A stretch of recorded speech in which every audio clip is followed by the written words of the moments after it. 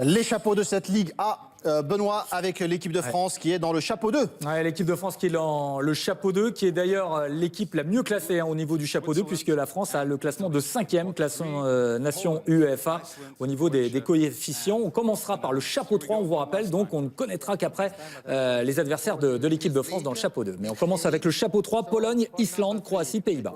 La Ligue des Nations, les adversaires de l'équipe de France. On est très heureux de vivre ce moment. La chaîne L'équipe, diffuseur officiel de cette Ligue des Nations à partir du mois de septembre prochain. Le meilleur du foot européen qui débarque en clair sur la chaîne L'équipe à partir du mois de septembre. Et puis du 30 janvier au 10 février, c'est le championnat d'Europe de futsal qui sera à suivre également en clair sur la chaîne L'équipe. Allez, le premier pays, les Pays-Bas.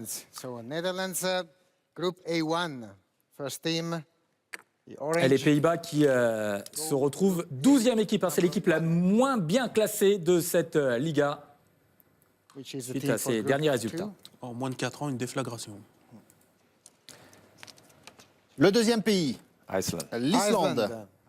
Alors que l'Islande a vraiment monté et devant les Pays-Bas à la 10e place au classement UEFA.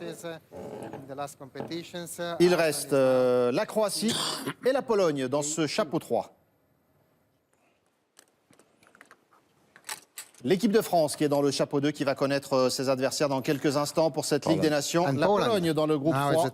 Alors si jamais la France se retrouvait confrontée à la Pologne, il y a longtemps que la France n'a pas joué face à la Pologne, ça date de septembre 2011, voilà, par rapport aux autres adversaires potentiels. C'est pas Platini, Moniek et tout ça. C'était 82.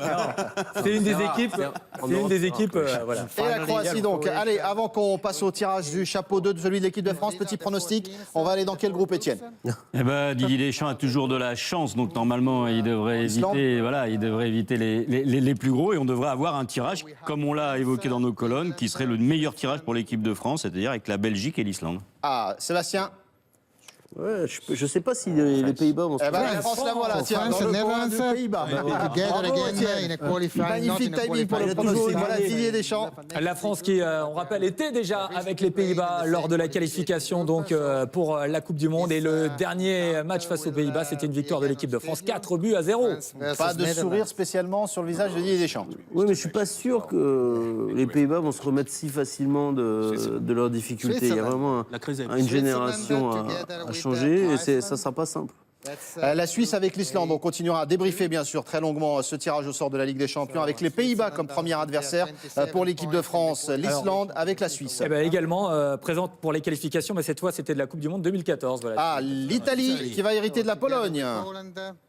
Le sélectionneur de l'Italie, on ne dit pas pour l'instant. On ne sait pas. Enfin, il y a un intérimaire, mais... Dernier il sera nommé au mois de juin après. Dernier match entre l'Italie et la Pologne. C'est l'Italie qui s'était imposée 2-0 en match amical en 2011. L'Angleterre avec la Croatie. L'Angleterre avec la Croatie. Ça fait aussi une très belle affiche à suivre.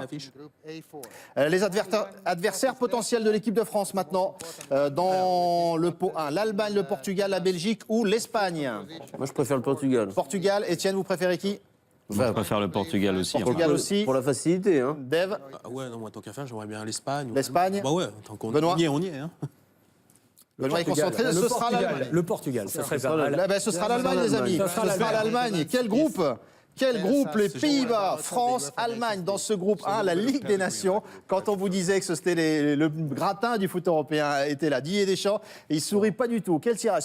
C'est son tirage le plus difficile de toute son histoire, de toute sa carrière. Face à l'Allemagne, il y a vu 2 partout entre la France et l'Allemagne. Mais c'est quand même une bonne nouvelle, ça veut dire des affiches exceptionnelles et ça va donc attirer l'attention évidemment. La Ligue des Nations qui sera à suivre en clair sur la chaîne L'équipe à partir du mois de septembre prochain avec des affiches somptueuses. La Belgique à l'instant avec l'Islande et la Suisse dans le groupe 2 de cette Ligue A. Ouais.